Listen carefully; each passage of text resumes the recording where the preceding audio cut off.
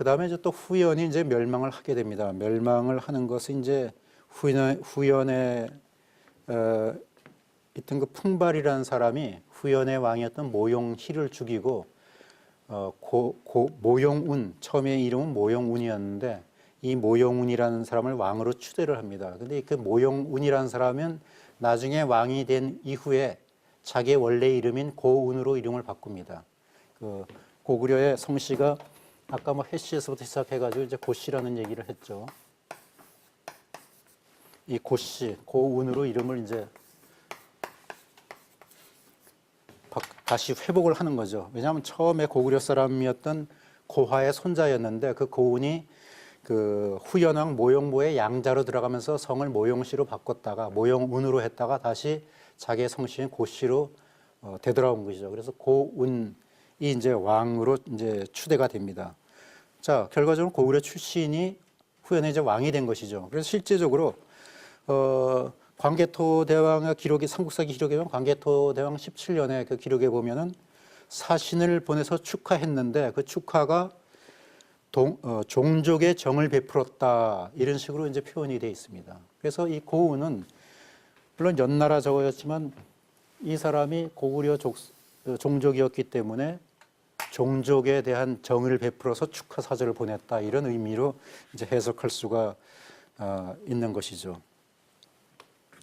자, 그다음에 고운은 그다음에 왕이 된 2년 후에 이제 피살이 돼서 풍발이 그 뒤를 이어서 이제 왕이 됩니다. 그래서 이제 그 풍발은 후연 대신 이제 북연이라는 나라를 이제 세우게 되는 거죠. 풍발이 북연을 세우면서도 계속 이제 장수왕이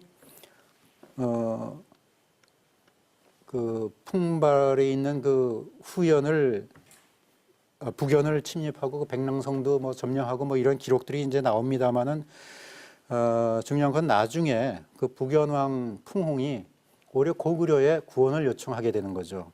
왜냐하면 이때 그 북연은 그 북위하고 이제 대립해 있었습니다.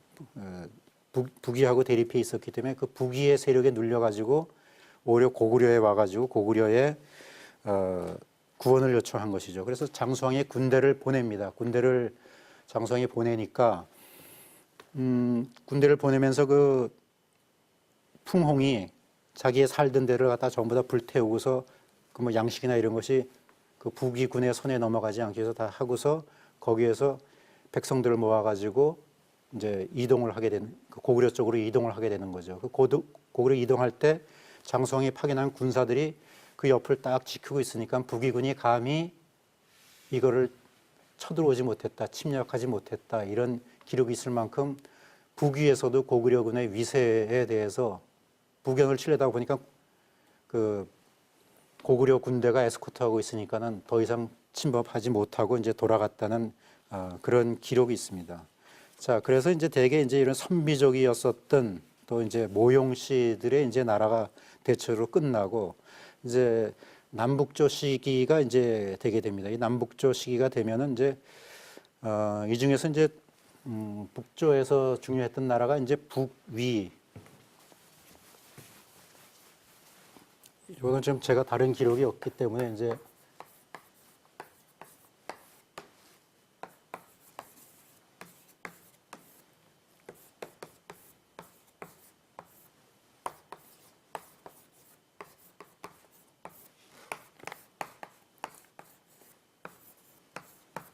자, 이런 나라들이 소위 이제 말하자면 북조입니다. 우리 남북조 할 때 이 중에서 사실은 북위가 가장 강성하고 북위가 가장 오랜 영년을 가지고 북위가 149년 정도 있었고요. 나머지 나라는 뭐 17년에서 뭐 20년 정도 이런 이제 나라가 이제 있었던 것을 이제 볼 수가 있죠. 그 다음에 이제 이런 나라들과 이제 싸우는데 이 중에서 특히 이제 북위하고 고구려가 대치를 하다가 결국은 나중에는 북위에 고구려 사람들이 가서 거기에서 북위를 장악하는 그런 기록이 있습니다. 그런데 사실은 이 북위를 장악한 고구려인에 대해서도 한국 학계에서는 전혀 반응을 하지 않고 다른 이야기를 이제 하고 있는 것을 볼 수가 있죠. 아까 이제 북위에 그 연원을 살펴보면 북이도 아까 같은 선비족이라고 해서 선비 아까는 모형씨였고 여기는 탁발씨입니다. 선비 탁발씨의 근원은 어디냐 하면 대흥을령 서북 쪽에 있는 알선동굴이라고 하는 그 동굴이 있습니다. 여기 이 동굴인데요. 뭐 겉에도 좀 크죠. 이 들어가면 수천 명이 거주할 수 있는 그런 대규모의 동굴인데 여기 이제 흥할령 넘어서 이제 있습니다. 그래서 이 지역에서 선비족이 시작됐다. 이게 사실은 알선동굴이라는 거가 최근에 밝혀졌어요. 불과 1980년대인가요? 그때 이제 중국 지금 학자에 의해서 알려졌는데 이게 이제 처음에 선비족도 알선동굴에 있다가 여러 군데를 그 밑에 이제 호릉페이호, 그 다음에는 시라무랭강, 거기서 다시 거꾸로 가가지고 북이 지역 가서 오늘날의 대동이라고 하는 그 지역에서 이제 그 북위의 이제 수도를 정했다가 나중에 그게 낙양까지 내려갑니다. 낙양까지 이러다 보니까 낙양에 내려갔을 때는 자기네 조상이 어디 있었고 이걸 다 까마득하게 잊어버렸죠.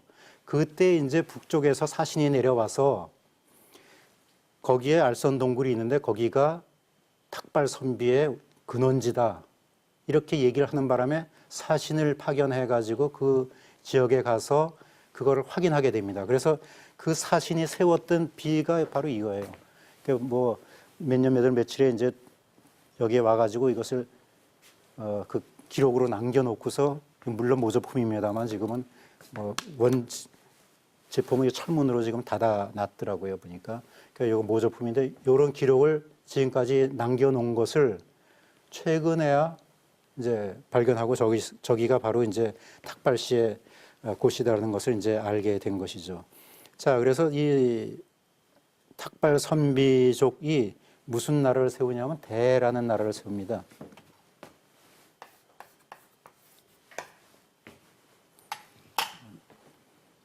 대라는 나라야말로 그냥 한자로 쓰지 않으면 상당히 혼란스러워서 대라는 나라를 대나라를 건국하는데 나중에 그 탁발규 때가 오게 되면은 그 대나라를 갖다가 이제 위나라라고 이제 바꾸는 거죠. 그 위나라가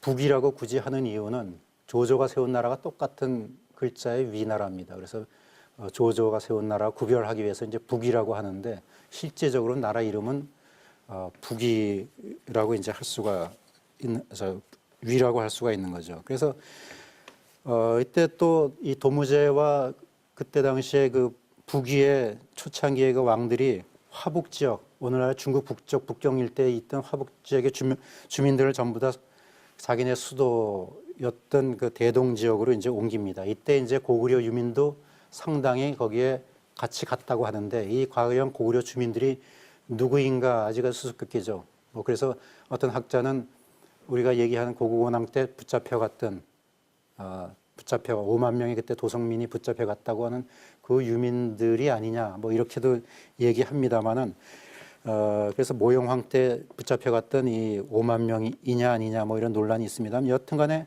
이쪽에 고구려인이 많이 북위로 이제 들어가게 됩니다. 거기에서 가서 이제 북위의 정권을 장악한 대표적인 인물이 이제 지금 얘기하려고 하는 이제 고조라는 인물입니다. 이 고조라는 인물에 대해서 이제 얘기하죠. 요걸 얘기하려면 고구려와 북위의 국훈 관계를 조금 얘기해야 되는데 거기에는 중국의 북위 때 그 문명태후가 헌문제 자기 아들인 헌문제의 후궁을 간택하는 일이 있는데 이거를 고구려 장수왕한테 보내가지고 거기에 딸을 보내달라 처음에 이렇게 얘기하니까 장수왕이 딸은 다 시집가고 없다. 그러면은 조카딸이라도 보내라. 조카딸 죽었다. 그 다음에 친족이라도 그럼 보내다. 뭐 이렇게 서로 왔다 갔다 하는 사이에 그 헌문제가 그냥 죽어버리는 바람에 후궁의 얘기가 이제 쑥 들어갔죠. 그런데 사실은 기록상에는 그렇게 후궁의 얘기가 쑥 들어갔지만 실제적인 거 보면 그 이후에 헌문제의 아들이었던 효문제의 부인이 바로 고구려 출신의 문소황후 고씨라는 것을 이제 볼 수가 있죠. 그래서 위서에 나타난 정준이라는 사람의 열전에 보면은 고구려 장수왕이 고구려 왕실 여인을 북위에 헌납하기를 원하니 효문제가 허락했다.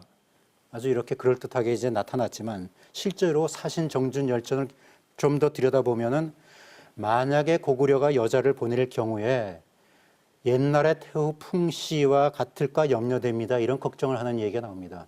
이 태후 풍씨는 그때 당시에 효문제의 어머니였는데 얼마나 극성스러웠으면 그 효문제가 어머니의 품에서 벗어나기 위해서 팽성이었던 도읍에서 낙양으로 도읍까지 옮길 정도로 어머니 곁을 떠나려고 한 그렇게 횡포를 부렸던 그런 태후였던 거죠. 그 태후가 될 수 있다 뭐 이렇게 얘기를 하게 됩니다. 그래서 고구려 여인이었던 그 문소황후가 이제 고구려의 황후가 되게 되는 것을 이제 볼 수가 있고 여기에 보면은 여기 요 전에가 이제 여기 이제 문소황태후의 영릉이고요. 그 옆에 있는 게 이제 효문제의 장릉입니다. 그래서 저희가 장릉은 뭐 중국사 하는 사람이 많이 갔겠지만 그 밑에 있던 영릉은 거의 한국 사람이 갈 이유가 없을 거예요. 왜냐하면 문소태후 황태후한테 저희가 가서 서울에서 가져간 소주를 부어놓고서 절을 하기는 아마 대한민국에서 저희가 처음일 겁니다. 왜냐하면 고구려 여인이었기 때문에 저희가 그 뭐 우리나라에서는 지금 잊혀진 그런 고구려의 여인이지만은 지금 다시 이제 이 지역을 보습니다. 바로 이 문소태후 이 시대에 문소태후의 오빠였던 아까 고조가 여기 이제 들어가서 거기서 이제 벼슬을 하게 됩니다. 그래서 이제 고조나 고현 이런 사람들이 다 들어가고 또 문소태후의 아들이 중국의 세종 선무제가 됩니다. 중국의 황제가 되는 거, 북위의 황제가 되는 거죠. 그러면서 그 고조가 거기 가서 벼슬을 합니다. 상서령, 그다음에 재산, 군권 이걸 다 장악을 하게 됩니다. 후에 물론 나중에 이제 고조가 피살이 되고 또 문소황후도 갑자기 이제 급사하게 되지만은 이미 가서 여러 가지 혼맥을 통해 가지고 여러 다양한 혼맥을 통해 가지고 기반을 닦아놨기 때문에 북위에서는 고조선의 고구려의 그런 세력이 막강한 세력들이 북위를 장악하고 있었다는 것을 이제 볼 수가 있죠. 실제로 그 기록이 또 나옵니다. 뭐냐면 북위의 고구려 왕실에 대한 예후를 보면은 장수왕이 98세 때 이제 사망을 하는데 그 자치통감에 봐도 이런 기록이 나옵니다. 고구려 장수왕이 세상을 떠났는데 위나라 효문제는 하얀 위모관을 쓰고 포시무를 입고 동쪽 교회까지 나와 애도하는 예절을 거행했다. 지금 우리가 흔히 알고 있는 것 같이 고구려가 무조건 가서 조공했다는 식으로 하는 그런 기사가 옳다고 하면 이 기사는 틀리는 얘기입니다. 그러니까 조공한 나라에서 그쪽에 왕이 죽었다고 가서 교회에 가서 나가서 조문까지 하고 옷을 갈아입고 조문을 할 수는 없다는 얘기죠. 자, 이런 것들이 이제 뭐 중국의 뭐 위서 효문제 본기, 위서 예지에까지 그런 구체적인 얘기들이 이제 나오는 것을 볼 수 있고, 그다음에 장수왕 뒤를 이어서 또 사망한 문자왕 때도 그때 당시에 실세였던 영태후가 동당에 나가서 고구려를 향해 가지고 애도의 의식을 거행했다 이런 기록들이 중국 사서에 나타나는 거죠. 자, 이런 것을 보면은 단순히 북위는 우리의 고구려의 상국이었고 고구려는 조공국이었다는 이런 현재 그런 역사 등식은 이해할 수 없는 것이고 그 역사에 대해서 우리가 좀 더 고구려적인 시점으로 고구려적인 시각으로 역사를 다시 한번 바라봐야 되지 않겠느냐 이제 생각을 하게 됩니다.